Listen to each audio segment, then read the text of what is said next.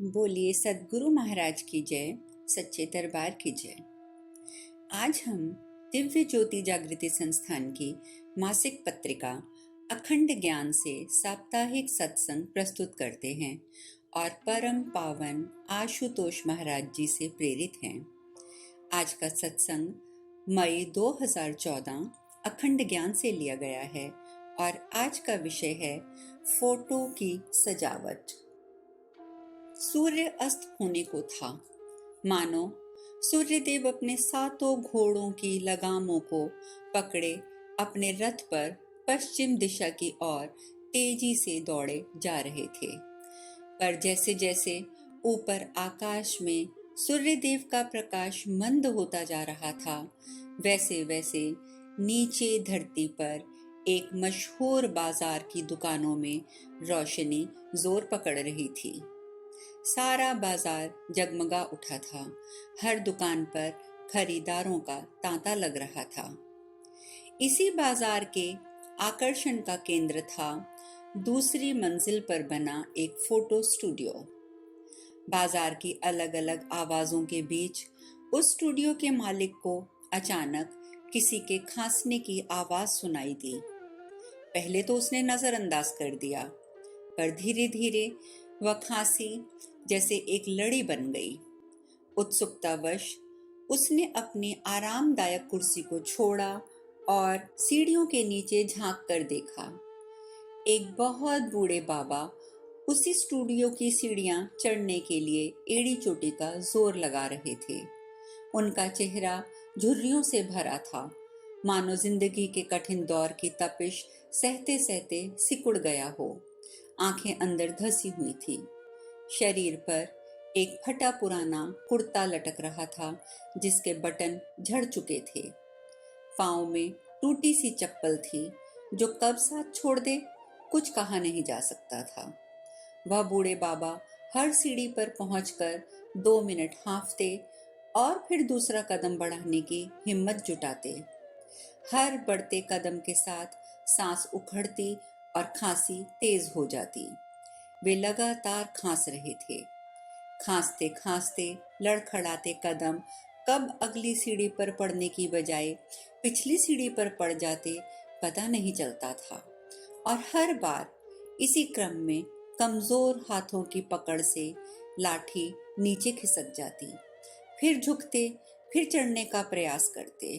उफ, चेहरे पर इतने दयनीय भाव, इतनी परेशानी, इतने दुखों की रेखाएं। फोटोग्राफर को तरस आ गया। भागकर उसने उन बाबा को अपने हाथों से थामा और धीरे धीरे ऊपर चढ़ाकर स्टूडियो की कुर्सी पर लाकर बैठा दिया। बाबा ने थोड़ी सांस ली, एक घूंट भर पानी पिया, फिर अपने फटे पुराने कुर्ते की जेब से कुछ निकालकर उसे ऐसे देखने लगे जैसे कोई अपनी बची खुची संपत्ति भी छिन जाने से पहले उसे आखिरी भर नजर भर देखता है। फिर उसे फोटोग्राफर के हाथ में थमाते हुए कहने लगे, बस यही कुछ बचा है मेरे पास। क्या तुम इसे लेकर मेरी एक फोटो निकाल दोगे बेटा? फोटोग्राफर ने देखा तो उसके हाथ में एक बहुत पुराना 5 रुपए का फटा सा नोट रखा था। फोटोग्राफर ने असमंजस में उनकी ओर देखा तो जैसे बाबा की बूढ़ी आंखों की तरलता ने उसके हृदय को गीला कर दिया। उसने झट पैसे लौटाते हुए कहा, हाँ हाँ बाबा, पैसों की चिंता मत करो, मैं अभी आपको एक बढ़िया सी फोटो निकाल देता हूँ। बाबा की आंखें डबडबा गईं। बेटा, तुम्हारे इस एहसान को मैं कभी नहीं भूल पाऊंगा, पर ये पैसे जरूर रख लो। ये बूढ़ा और दे क्या सकता है, इसे मेरा आशीर्वाद समझ लेना बेटा। मुस्कुराते हुए फोटोग्राफर ने उस 5 रुपए के नोट को अपनी दराज में रख लिया और बाबा को कैमरे के सामने कुर्सी पर बिठा दिया। पुराने कुर्ते को झाड़कर कंधे से सेट कर दिया। टोपी के फटे हिस्से को पीछे की ओर छुपा दिया। चश्मे को साफ करके फिर से पहना दिया और चश्मा पहनाते समय बाबा की उंगलियों ने फोटोग्राफर के हाथों को ऐसे कसकर पकड़ लिया मानो किसी अपने दुलारे के प्रेम भरे स्पर्श को किसी दूसरे के हाथों से महसूस कर हमेशा हमेशा के लिए संजो लेना चाहते हो। आंखें भर आईं।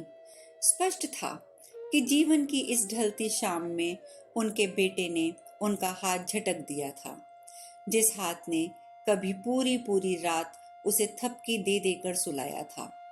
फोटोग्राफर ने उन बाबा की भरी आंखें रुमाल से पोंछी, फिर भागकर कैमरे के पीछे आकर खड़ा हो गया और बुलंद आवाज में कहा, बाबा जरा मुस्कुराकर तो दिखाइए प्लीज। बाबा थोड़ा जोर लगाकर मुस्कुरा दिए, जैसे कि छोटे छोटे दांत दिखाई दिए। कैमरे के आवाज से निकली क्लिक।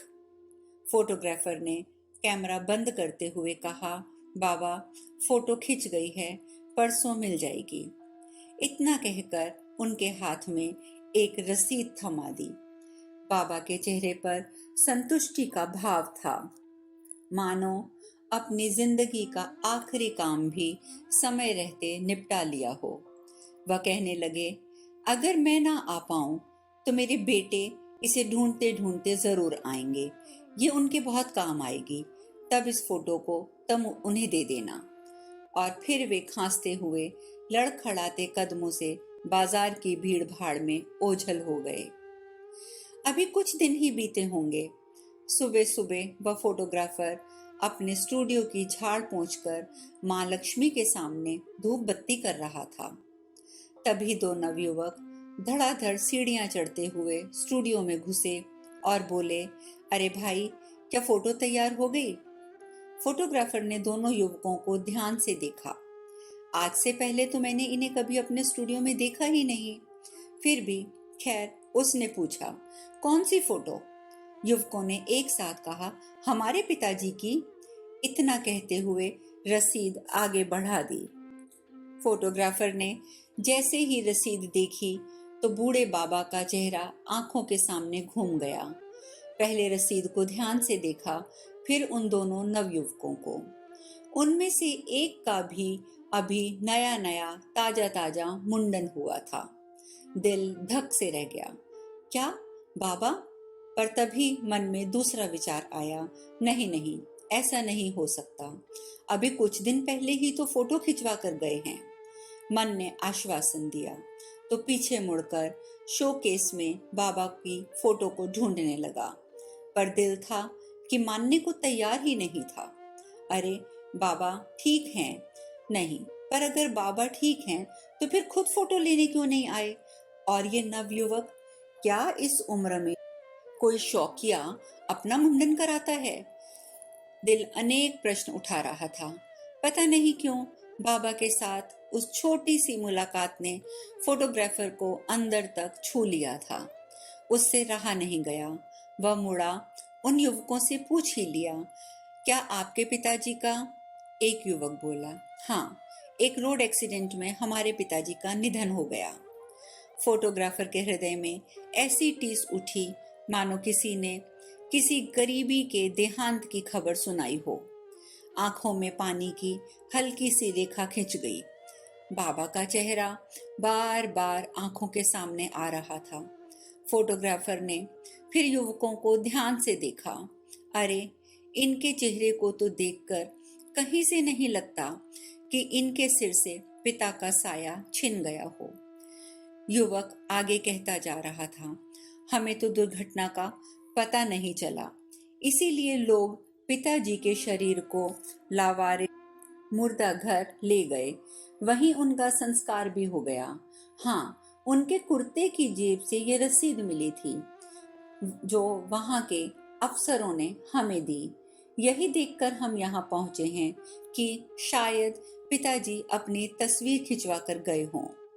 फोटोग्राफर की आत्मा तो अब चित्कार कर उठी, हाय, जिस पिता ने अपनी जिंदगी के इतने वर्ष इन्हें इस मुकाम पर पहुंचाने में लगा दिए, उसी पिता के अंतिम संस्कार करने का सौभाग्य तक इनके हाथ में नहीं था। और इन्हें इसका कोई दर्द भी नहीं है। जरा इन बेशर्मों के चेहरों को तो देखो, ना कोई शोक, ना कोई पछतावा, ना ही पछतावे की एक छोटी सी लकीर तक। बस हड़बड़ाहट ही हड़बड़ाहट है, मानो अपने पिताजी से जुड़े अंतिम रीति रिवाजों को भी जल्द से जल्द निपटाने की जल्दी मची हो। फोटोग्राफर ने अनमने भाव से लिफाफा आगे बढ़ा दिया। छोटे बेटे ने लिफाफा खोला और अपने पिता की तस्वीर देखते हुए कहने लगा, इसकी 18x24 अर्थात 18x24 इंच की फोटो बना दो और हाँ, अच्छे से महंगे फ्रेम में उसे फिट कर देना। बड़े भाई ने कहा तो देखा और फिर बोला, अरे अरे अरे, ये फोटो तो ठीक नहीं है। मेरे बड़े बड़े रिश्तेदार आएंगे, ऑफिस से मेरा बॉस, मेरे दोस्त भी आएंगे। ऐसा करना भाई, इस फटी पुरानी टोपी की जगह पिताजी को एक सुंदर सी लाल पगड़ी पहना देना और इस मैले कुर्ते की जगह चमचमाती सफेद शेरवानी हो जाए तो क्या बात है। और हाँ, उस पर सफेद मोतियों की माला पहनाना तो बिल्कुल मत भूलना। पैरों की चप्पल की जगह जूतियां पहना देना और इस चश्मे की डंडी को तो तुम खुद ब खुद ठीक कर ही दोगे। इतने समझदार तो तुम लगते ही हो। फिर फोटोग्राफर से हामी भरवाने के लिए उसने पूछा, क्यों भाई, हो जाएगा ना ये सब कुछ? फोटोग्राफर का मन तो किया कि वह उनसे कहे, वाह लाट साहबों, इसकी तो बड़ी समझ रखते हो कि बाप को कैसा दिखना चाहिए। काश इसकी भी तुम्हें समझ होती कि बाप को कैसा रखना चाहिए। जितनी समझ आज अपने मरे हुए बाप की फोटो सजाने में लगा रहे हो, काश उतनी समझ अपने जीते जागते बाप के रख रखाव में लगा दी होती। पूरा बुढ़ापा जो पिता अपने दुलारों के प्रेम भरे स्पर्श तक को तरसता रहा हो, आज उसकी तस्वीर को चमकवाने वाले चले आए हैं। पर उसकी आत्मा का क्या, वो तो आज भी तरसती होगी, सिर्फ तुम्हारे लिए, तुम्हारे प्रेम के लिए। कभी शांति नहीं पा पाएगी। पर इससे पहले कि फोटोग्राफर कुछ और कहता, छोटा भाई तो नक कर बोला, हाँ हाँ भाई, कंप्यूटर का जमाना है, इतना सा काम करना कौन सी बड़ी बात है। बड़े भाई ने संतुष्ट होकर फोटोग्राफर की ओर देखते हुए कहा, बस फिर तो बात बन गई। भाई, कितने पैसे लगेंगे? फोटोग्राफर अभी तक दोनों के अंदर छुपी झूठी बनावटी मानसिकता को गंभीरता से चुपचाप देख रहा था और समझ रहा था। अब उसने धीरे से कहा, 3,000 रुपए लग जाएंगे। बड़े भाई ने तुरंत अपनी जेब में हाथ डाला और 1,000 का कड़कता हुआ नोट निकालकर फोटोग्राफर के हाथ में थमा दिया और बोला, लो भाई, तुम्हारा एडवांस। बस परसों तक इस तस्वीर को बदल देना। उठावनी के दिन हमारी इज्जत बनी रहनी चाहिए। फोटोग्राफर की भीगी पलकों और भारी मन को छोड़कर उन्होंने बाहर की ओर रुख किया और फोटोग्राफर ने भारी दिल से दराज खोला तो देखता ही रह गया। दराज के कोने में पड़ा था वह 5 रुपए का फटा पुराना नोट और दूसरी ओर कड़क 1,000 का नोट। उसे लगा जैसे प्रेम, करुणा, ममता, वात्सल्य और आशीर्वाद से भरा ये 5 का नोट झूठी शान और शौकत और अभिमान से भरे 1,000 के नोट से कहीं ज्यादा कीमती है। उसने उस 5 के नोट को उठाया और मुट्ठी में समेट लिया। साथ ही काफी देर से आंखों में रुके हुए आंसू गालों पर रुड़क आए। ये था हमारा आज का लेख। इस तरह के और अधिक लेख पढ़ने के लिए हमारी मासिक पत्रिका अखंड ज्ञान, जो 3 भाषाओं में हिंदी, अंग्रेजी और पंजाबी में उपलब्ध है, आप विवरण में उल्लेखित लिंक पर क्लिक करके पत्रिका की सदस्यता ले सकते हैं।